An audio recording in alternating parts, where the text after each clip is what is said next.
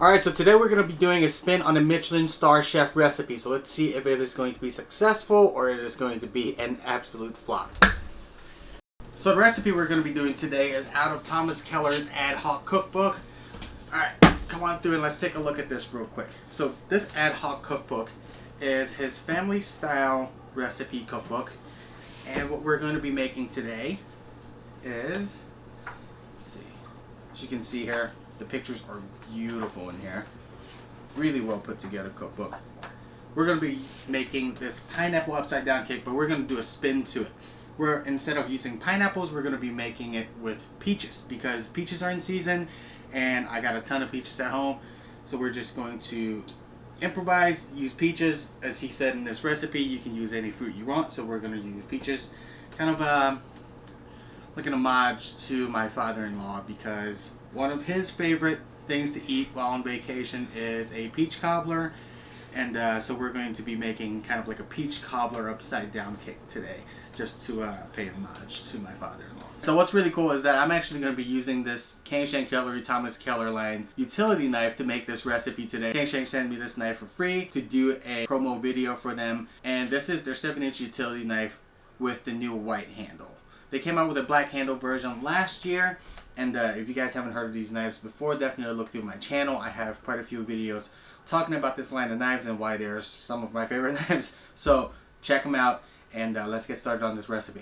Alright, so we're going to be only doing about half a portion of this Pan Schmear. I know Chef Keller said it is really difficult to do this in half portions, but we're going to try it anyway because I really don't want to make this whole portion because I have no other need for it. So let's go ahead and do a half a stick of butter.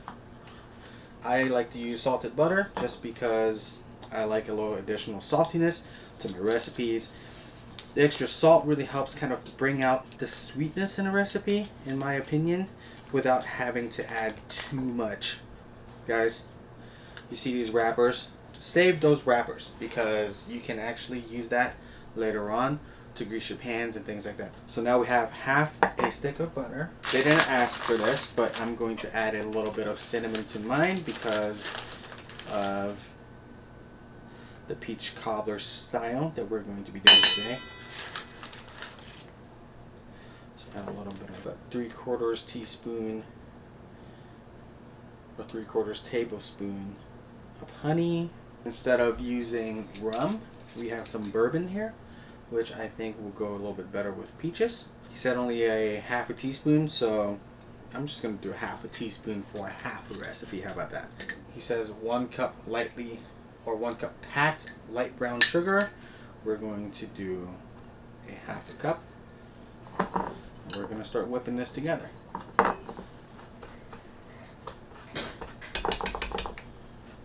That smells really good.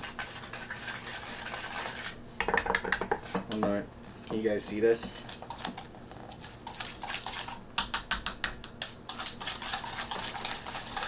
So make sure your butter is at room temperature. When you mix this, it makes things a lot easier.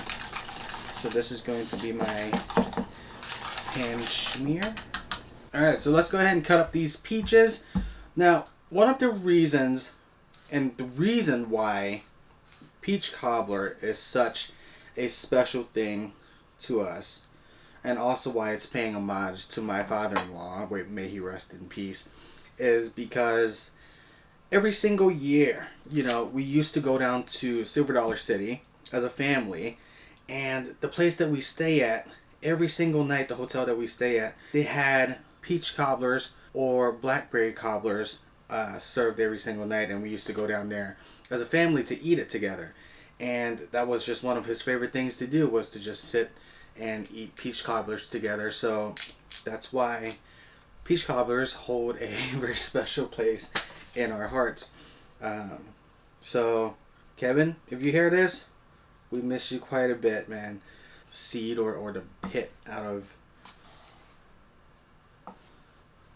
I like to personally cut the peaches a little thicker because they hold their shapes better after you bake them, because if you cut them too thin, even though they will lay a little nicer inside the pan. It might be easier to like organize and things like that, but it just like the finished product after you bake it just doesn't look as nice or presentable. So I like to cut the peaches, the slices a little bit thicker. Alright, as you guys can see here, I already got the pan schmear inside the pan with a quick sprinkle of salt. And what I like to do, Keller likes to do it where he lines the outside of the pan towards the inside.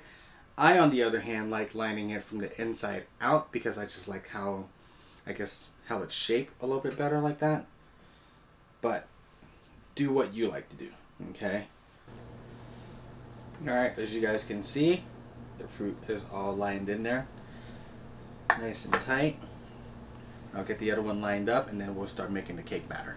Okay, what we're going to do here is take 1 stick of softened butter, or room temp butter, half a cup of sugar, and we're going to beat this until it is smooth.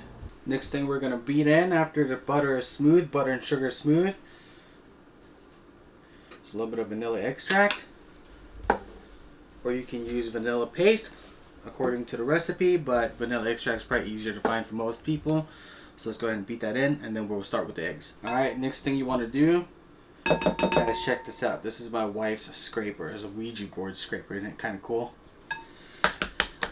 Now, next thing you want to do is beat in the eggs 1 egg at a time until it is smooth. Now, I do have to say, a lot of people overlook eggs in their baking.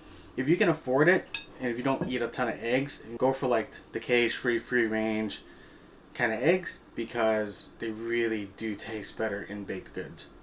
And also, if you can actually buy it direct from a farmer, that's even better, because supporting farmers is always a good thing. So now the eggs and the milk is all beaten in here. Now you want to go ahead and add in your cake flour and your baking powder, which is going to be about 1 1/3 cups of cake flour with the baking powder already sifted. We'll go ahead and fill up both of these cake tins. You're supposed to use just 1 9-inch tins, but I decided to go with 2 6-inch, or I think these are either 5 or 6-inch tins. So I'm going to divide this batter up by 2 and just scoop it in there.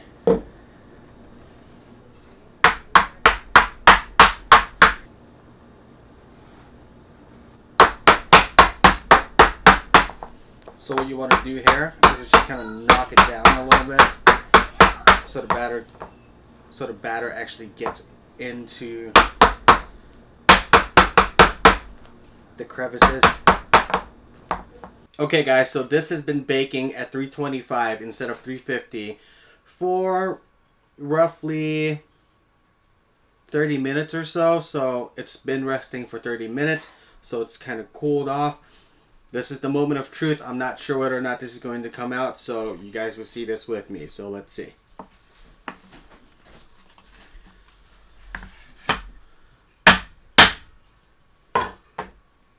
Burn the hell out of my fingers. And it came out. Yes! It came out. And it smells really, really good. The cinnamon smells really good in it.